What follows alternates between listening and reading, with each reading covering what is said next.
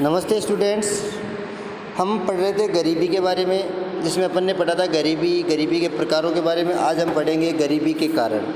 भारत में गरीबी के लिए सामाजिक, आर्थिक और राजनीतिक ये 3 महत्वपूर्ण ऐसे कारक हैं जो भारत में गरीबी के लिए जिम्मेदार है, गरीबी के लिए उत्तरदायी है। पहला कारण अपन पढ़ते हैं सामाजिक कारण। भारत का सामाजिक ढांचा गरीबी को बढ़ाने वाला रहा है।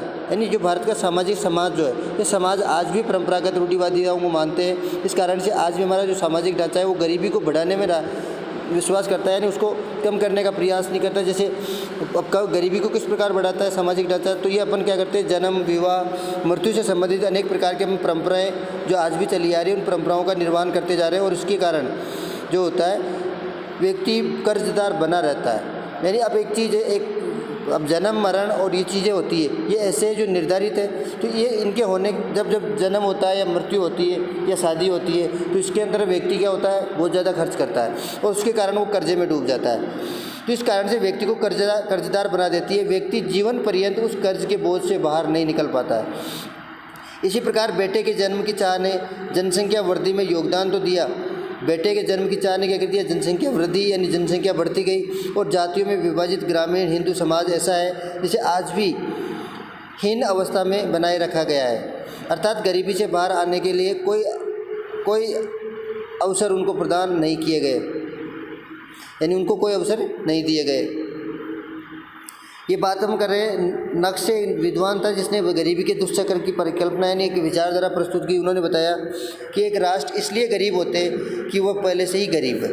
कोई भी व्यक्ति इसलिए गरीब होता है कि वह पहले से गरीब है, अर्थात गरीबी का कारण ही गरीबी है। इसने एक विद्वान ने परिभाषा दी है। नक्शे जो विद्वान है, उन्होंने गरीबी की परिकल्पना, एक विचारधारा प्रस्तुत की कि गरीबी जो है उसका सबसे बड़ा कारण है गरीबी। गरीबी का कारण ही गरीबी है, गरीबी का परिणाम भी गरीबी है। हर व्यक्ति अपनी भाग्य विधात कि हमारे भाग्य में लिखा हुआ है हम गरीब हैं तो गरीब ही रहेंगे। तो इस प्रकार की कुछ विचारधाराएं, उनके आधार पर आज भी हमारा समाज चलता है। इसके कारण आज भी तो गरीबी के कारण ही गरीबी बनी हुई है। ये तो था सामाजिक कारण। दूसरा है आर्थिक कारण। भारत की अधिकांश जनसंख्या आर्थिक पिछड़ेपन का शिकार रही है। आर्थिक पिछड़ेपन का अर्थ होता है जिनके पास रोजगार के अभाव में व्यक्तियों के पास इनकम नहीं होती है, इस प्रकार के जो होते हैं, उस कारण से आर्थिक पिछड़ापन रहा है। आर्थिक पिछड़ेपन की स्थिति में लोग शिक्षा और स्वास्थ्य में खर्च नहीं कर पाते, जिससे उनकी गुणवत्ता क्या बनी रहती है, कम निम्न बनी रहती है। यानी गुणवत्ता में सुधार कब होगा, जब हम शिक्षा और स्वास्थ्य का ध्यान रखेंगे। शिक्षा और स्वास्थ्य के ऊपर शिक्षा और स्वास्थ्य के लिए अपन क्या खर्च करेंगे, अपने बच्चों को इससे संबंधित शिक्षा प्रदान करेंगे, तभी जाकर अपनी गुणवत्ता में अच्छी बन सकती है। तो इनके अभाव में क्या होती है, गुणवत्ता निम्न बनी रहती है। निम्न गुणवत्ता के कारण कम आय प्राप्त होती है और ये गरीबी से बाहर नहीं आ पाते हैं। स्वतंत्रता के पहले की अगर बात की जाए तो स्वतंत्रता से पहले अधिकांश भारतीय जो व्यक्ति थे वो कृषि पर निर्भर थे। इनका संसाधन आधार जो है बहुत कमज़ोर था। संसाधन नहीं थे, खेती के ऊपर डिपेंड थे, लेकिन संसाधन पर्याप्त नहीं थे। संसाधन आधार बहुत कमज़ोर था। निवेश की कमी के कारण निम्न उत्पादकता रही। इन्हीं कारणों से लघु कृषकों और कृषि श्रमिकों को प्राप्त होने वाली आय आज भी जीवन निर्वाह के न्यूनतम स्तर पर है। आर्थिक पिछड़ापन व्यक्ति को क्या करता है, अवसरों की उपलब्धता कम कर देता है। जो आर्थिक पिछड़ापन होता है वो व्यक्ति को अवसर उपलब्ध नहीं होने देता है और अवसर के अभाव में व्यक्ति गरीब बना रहता है। ये आर्थिक कारण है। यानी रोजगार का अभाव रहता है इसके अंतर्गत। राजनीतिक कारण की अगर बात करें कि अपने जो राजनेता चुनकर भेजते हैं, तो उनकी राजनीतिक इच्छा शक्ति की कमी के कारण भी भारत में गरीबी के लिए उत्तरदायी माने गए हैं। 5वीं पंचवर्षीय योजना से पहले सरकार द्वारा गरीबी निवारण हेतु ऐसे कोई विशेष प्रयास नहीं किए गए जिससे गरीबी का निवारण हो सके। और गरीबी निवारण हेतु विभिन्न सरकारों द्वारा अनेक योजनाएं बनाई गई, लेकिन प्रबल राजनीतिक इच्छा शक्ति यानी के अभाव में वो योजनाएं क्या हो गई, उन गरीबों तक नहीं पहुंच पाई और वो योजनाएं जो थी वो रास्ते में ही उन्होंने दम तोड़ दिया और गरीब बने रहे। क्योंकि हमारे प्रशासनिक तंत्र जो है उसमें रिसाव, अब इसमें बताया कि हमारे प्रशासनिक तंत्र में रिसाव बहुत है। अभी अपन बात करें कि किसी व्यक्ति की कोई मजदूरी करता है और उसके लिए गवर्नमेंट पैसे देती है, ऊपर से पैसे 2000 रुपये निकल कर आते हैं और गरीब तक पहुँचते वो 100 रुपये 200 रुपये रह जाते हैं।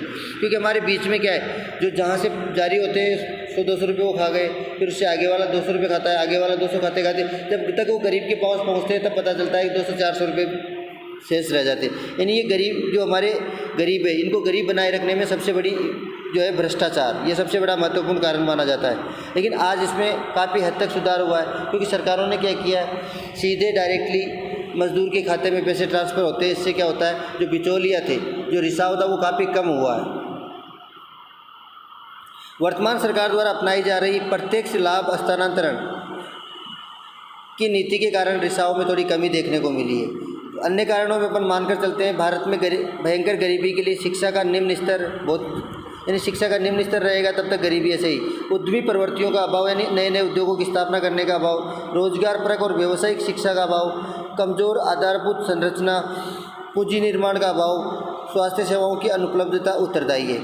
इनसे देश में उत्पादकता तथा आय का स्तर निम्न बना रहता है और गरीबों में आत्मविश्वास की कमी होती है।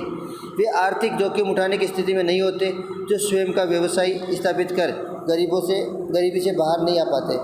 मूल्य वृद्धि से गरीबी बढ़ती है।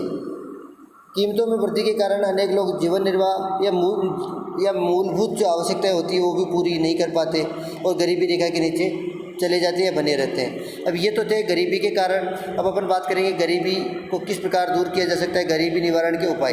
तो गरीबी निवारण को हम शिक्षा और स्वास्थ्य सेवाओं का प्रसार करके हम इसको दूर कर सकते हैं। समाज में व्याप्त अधिकांश बुराइयों की जड़ अशिक्षा है। शिक्षा के अभाव में व्यक्ति को अपनी सामर्थ्य और उपलब्ध अवसरों का लाभ प्राप्त नहीं होता है और गरीबी की समस्या को दूर करने हेतु सभी वर्गों में शिक्षा का प्रसार अति आवश्यक है। शिक्षा से ही श्रम की कुशलता बनी रहती है। कुशलता का अर्थ क्या होता है, किसी भी कार्य को करने की जो कुशलता होती है, उस कुशलता की अपन बात कर रहे हैं कि शिक्षा से ये कुशलता उपलब्ध होती है।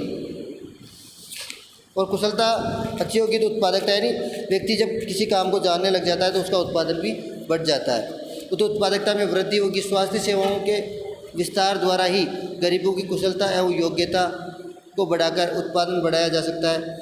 मानव पूंजी के कारण ही जापान और यूएसए आर्थिक शक्ति बन पाए। अतः सरकार को गरीब वर्गों में शिक्षा और स्वास्थ्य सेवाओं का प्रसार करना चाहिए। ये तो था अपना शिक्षा और स्वास्थ्य सेवाओं का प्रसार जब तक नहीं होगा तब तक हमारे यहाँ पे गरीबी बनी रहेगी। नेक्स्ट अपन बात करते हैं रोजगार के अवसर बढ़ा करके। बेरोजगारी और गरीबी में गहरा संबंध होता है। जैसे जैसे बेरोजगारी बढ़ती है वैसे वैसे गरीबी बढ़ती है। अतः सरकार द्वारा रोजगार के अवसरों को बढ़ाने से गरीबी को समाप्त किया जा सकता है। लोगों को जब कार्य मिलेगा, इनकम होगी तो क्या होगा, वो अपना जीवन स्तर में सुधार कर पाएंगे। समाज में जिन व्यक्तियों के पास कौशल और योग्यता है उन्हें स्वरोजगार हेतु प्रोत्साहित करना, संसाधन उपलब्ध करवाकर गरीबी के जाल से बाहर निकाला जा सकता है। ऐसी गरीबी जिनमें कौशल का अभाव है उन्हें मजदूरी रोजगार देकर उनकी क्रय शक्ति को बढ़ाया जा सकता है।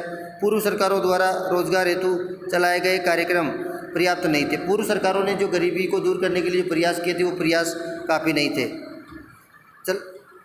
जो गरीबी की समस्या का समाधान कर सके, गरीबी निवारण हेतु शिक्षा को अधिक रोजगारपरक बनाकर रोजगार के अवसरों को बढ़ाना ये हमारे लिए अति आवश्यक है। यानी रोजगार के अवसर किस प्रकार से बढ़ सकते हैं, इस चीज़ का विशेष ध्यान रखते हुए अपने को क्या करना है, ऐसी शिक्षा प्रदान करनी है जिससे रोजगार प्राप्त हो सके।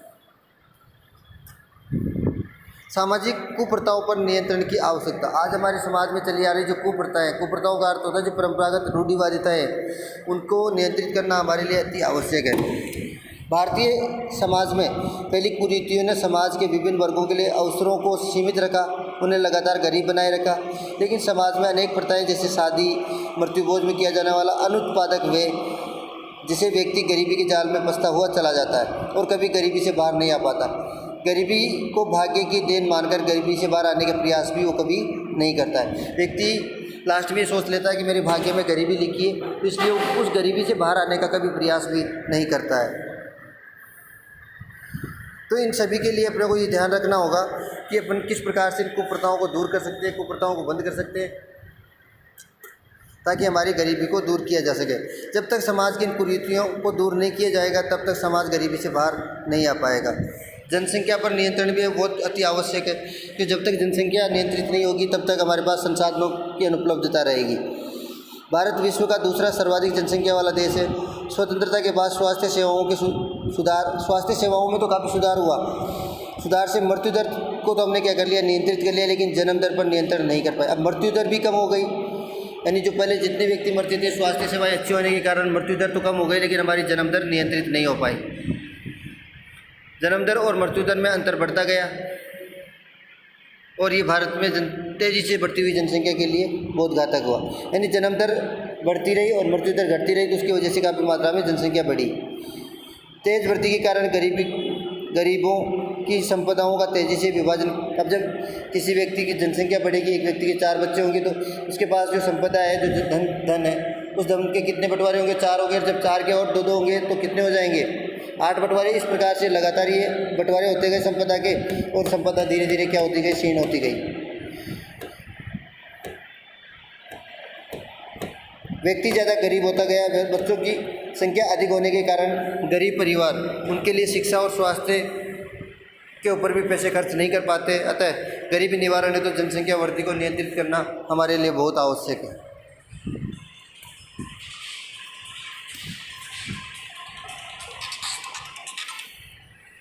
लक्षित व्यक्ति या समूह तक लाभों को, यानी निर्धारित जिस व्यक्ति के लिए योजनाएं बनाई जाती है, उस व्यक्ति तक लाभों को पहुंचाना। सरकार द्वारा गरीबी निवारण हेतु अनेक योजनाएं और कार्यक्रम चलाए जाते हैं, लेकिन इन कार्यक्रमों में अनेक प्रकार के रिसाव, जैसे कि अपन बात कर रहे थे, अनेक प्रकार के रिसाव पाए जाते हैं। उन रिसावों के कारण निश्चित व्यक्ति तक वो लाभ नहीं पहुंच पाते, जिससे इन योजनाओं का लाभ निर्धारित जो व्यक्ति है उन तक नहीं पहुंच पाता है।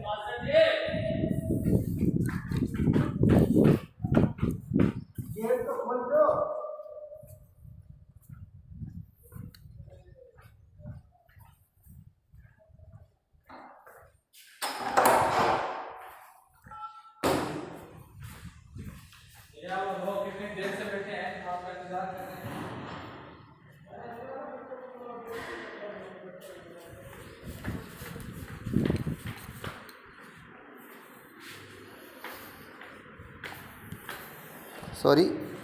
स्टार्ट करते हैं अपना कि लक्षित व्यक्ति या समूह तक लाभ को नहीं पहुंचाए पाते। सरकार द्वारा गरीबी निवारण हेतु अनेक योजनाएं जो चलाई जाती है, वो निर्धारित व्यक्तियों तक नहीं पहुंच पाती है।